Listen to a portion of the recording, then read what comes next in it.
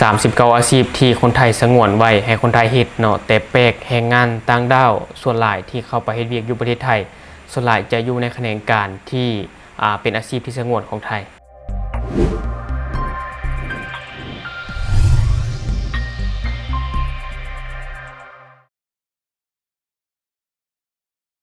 สวัสดีท่านผู้ชมกลับมาพบกับช่องทอล์กเดอะนิวและหัวข้อที่เราอยากจะนำเสนอในมื้อนี้ก็เกี่ยวข้องกับอาชีพสงวนของประเทศไทยเนาะแน่นอนแหละเชื่อว่าหลายๆคนก็อาจจะบ่ทันรู้อย่างเช่นแรงงานต่างดาวที่เข้าไปเฮ็ดเวียกอยู่ประเทศไทยว่าจะเป็นลาวเวียดนามเมียนมากัมพูชาเนาะที่เข้าไปเฮ็ดเวียกหรือว่าเข้าไปขายแรงงานอยู่ประเทศไทยอาจจะยังบ่ทันรู้อาชีพสงวนของประเทศไทยว่ามีหยังแด่เนาะและในมื้อนี้เองเราจะเก็บข้อมูลตัวนี้มาฝากท่านผู้ชมเนาะก็คือเราจะมานำเสนอเกี่ยวกับอาชีพสงวนของประเทศไทยเนาะจะมี39อาชีพซึ่งเราได้ไปอ่านเบิ่งแล้วเนาะที่เพจทางการหนังสือพิมพ์ลาวพัฒนาเขาจะได้เขียนเอาไว้ซึ่งข้อมูลอ้างอิงจากอมรินทร์ทีวีเนาะแต่อมรินทร์ทีวีก็ไปเอาข้อมูลมาจากกระทรวงแรงงานเนาะอันนี้ที่เขาจะได้โพสต์เอาไว้ซึ่งเราได้เข้าไปอ่านแล้วก็ต้องตกใจเนาะตกใจกับรายชื่อของอาชีพที่สงวนไว้ให้คนไทยเฮ็ดแต่แปลกที่ว่าแรงงานที่ไปขายแรงงานอยู่ประเทศไทยเนาะส่วนหลายจะไปเฮ็ดอาชีพเหล่านี้อันนี้เราก็บ่เข้าใจคือกันเนาะเพราะว่าปกติแล้วถ้าอาชีพสงวนไว้ให้คนไทยเฮ็ดเนาะคนต่างดาวจะบ่สามารถเฮ็ดได้แม่นบ่แต่แปลกตรงที่ว่าแรงงานต่างดาวที่เขาไปเฮ็ดเวียกอยู่ประเทศไทยจะไปเฮ็ดเวียกเหล่านี้แต่อย่างไรก็ตามเนาะเราก็บ่แน่ใจคือกันว่าอาชีพที่เราได้ไปอ่านจากกระทรวงแรงงานมานี่ว่ามันจะแม่นแท้บ่เนาะอยากถามคนไทยที่เข้ามาเบิ่งช่องเราว่าที่เราเอามาฝากท่านผู้ชมในมื้อนี้มันจะแม่นอาชีพสงวนของประเทศไทยแท้ๆบ่ที่สงวนไว้ให้คนไทยเฮ็ดที่แรงงานต่างดาวบ่สามารถเข้าไปเฮ็ดได้เนาะอันนี้ก็ฝากคนไทยที่มีความรู้เกี่ยวกับอาชีพสงวนของไทยเนาะฝากไว้ในคอมเมนต์ของเราเพื่อจะได้เป็นข้อมูลให้กับแรงงานต่างดาวที่เข้าไปเฮ็ดเวียกอยู่ประเทศไทยจะได้รู้และบ่ได้เฮ็ดผิดกฎหมายผิดกฎระเบียบของประเทศไทยนั่นเองเนาะท่านผู้ชมและบัดนี้เนาะเราจะมาอ่านรายชื่ออาชีพที่สงวนไว้ให้คนไทยเฮ็ดเนาะเป็นอาชีพแล้วก็เป็นวิชาชีพที่สงวนไว้ให้คนไทยเฮ็ดก็คือมี39อาชีพนำกันเนาะที่เราจะอ่านให้ท่านผู้ชมได้เบิ่งอันดับที่1เลยก็คืออาชีพกรรมกรอันดับที่2ก็คือเวียกกสิกรรมอาชีพเลี้ยงสัตว์อาชีพป่าไม้หรืออาชีพประมงยกเว้นอาชีพที่ใช้ความชำนาญหรือว่าอาชีพเฉพาะสาขาหรืออาชีพควบคุมดูแลฟาร์มเนาะซึ่งเราจะนับตั้งแต่อันดับที่1จนถึงอันดับที่39เนาะเพราะว่ามันมี39อาชีพที่คนไทยได้สงวนเอาไว้เนาะก็คืออันดับที่3บัดนี้ได้แก่อาชีพก่อสร้างดินจี้เนาะอาชีพก่อสร้างดินจี้แล้วก็อาชีพสร้างไม้หรืออาชีพก่อสร้างอื่นๆและอันดับ4ก็คือเวียกแกะสลักไม้และอันดับ5ก็คือเวียกขับขี่ยานยนต์หรือเวียกขับขี่ยานพาหนะที่บ่ใช้เครื่องจักรหรือเครื่องกล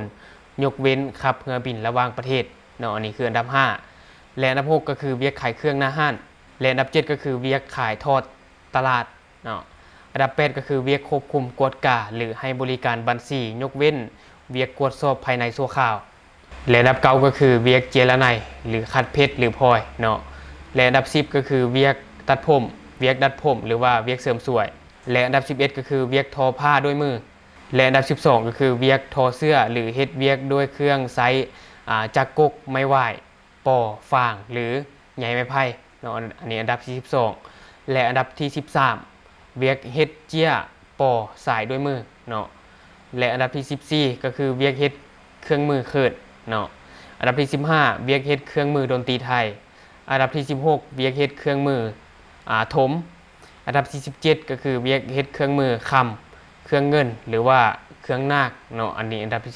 17และอันดับที่18ก็คือเวียกเฮ็ดเครื่องมือลงทุนและอันดับที่19ก็คือเวียกเฮ็ดตุ๊กตาไทยอันดับที่20ก็คือเฮ็ดเวียกที่นอนหรือว่าผ้าห่มม่วนอันดับที่21ก็คือเฮ็ดเวียกบาทอันดับที่22ก็คือ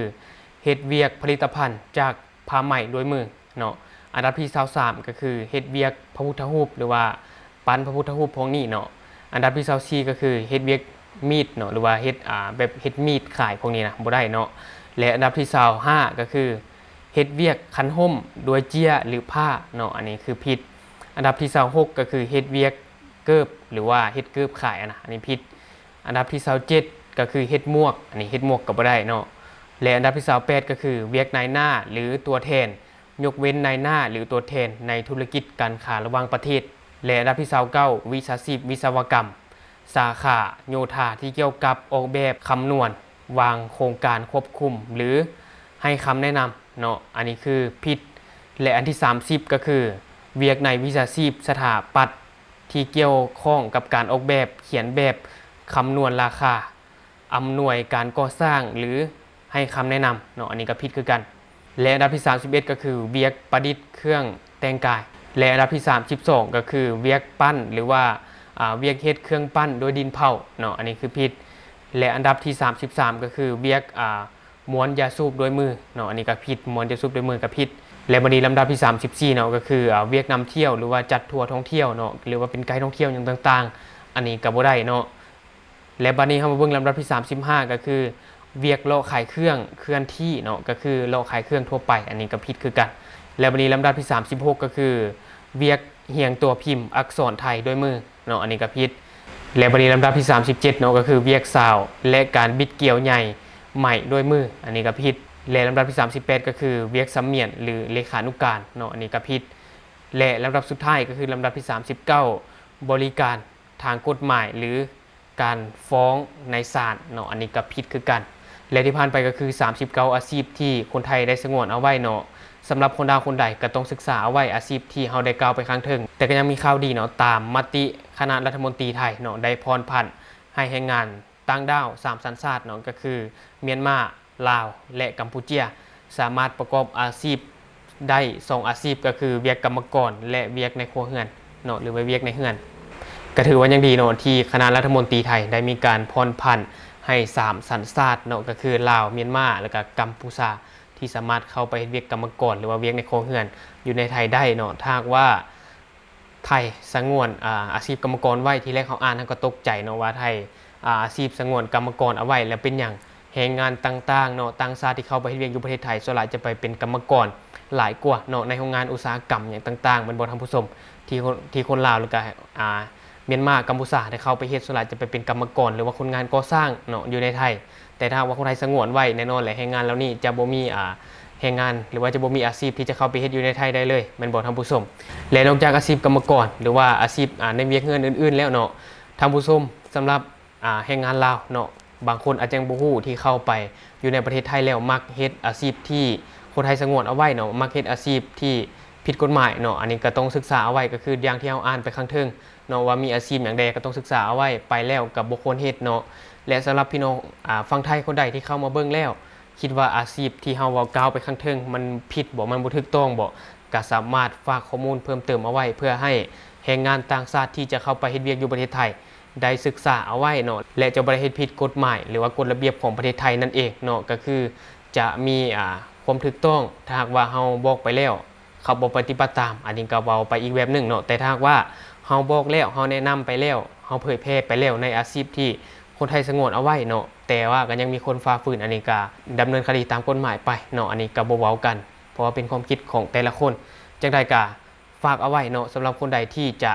เข้าไปเรียนอยู่ประเทศไทยก็ศึกษากฎหมายของเพิ่นให้ดีๆเนาะเพราะว่าเฮาไปหาเงินหรือว่าไปทำมาหากินอยู่ประเทศเพิ่นเฮาก็ต้องเคารพกฎหมายและระเบียบกฎหมายของประเทศของเขาเจ้ามันบ่และสำหรับท่านใดที่เบิ่งคลิปของเฮามาฮอดปัจจุบันนี้แล้วเนาะมี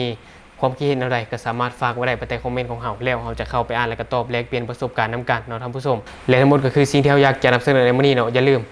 ว่าจะเป็นฝั่งลาวหรือกับฝั่งไทยเนาะที่มีข้อมูลเกี่ยวกับอาชีพสงวนของประเทศไทยก็อย่าลืมฝากไว้ใต้คอมเมนต์ของเฮาเนาะอย่าลืมสนับสนุนกันโดยการกดติดตามช่องขอขอบใจ